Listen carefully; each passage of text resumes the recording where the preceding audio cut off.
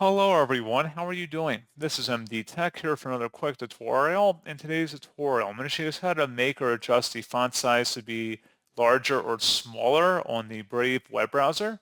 So this should hopefully be a pretty straightforward process, guys. And without further ado, let's go ahead and jump right into it. So all you have to do is open up the Brave web browser and select the hamburger menu icon up at the top right, and then go down and select the settings gear button near the bottom of this menu. So you want to select the content button on the left side here. And then on the right underneath content, select where it says customize fonts. And then at this point, you can adjust the font size larger or smaller depending on your preference. And that's all you have to do. So pretty straightforward process on that, guys. And as always, thank you for watching. I do hope that was able to help you out. And I do look forward to catching you all in the next tutorial. Goodbye.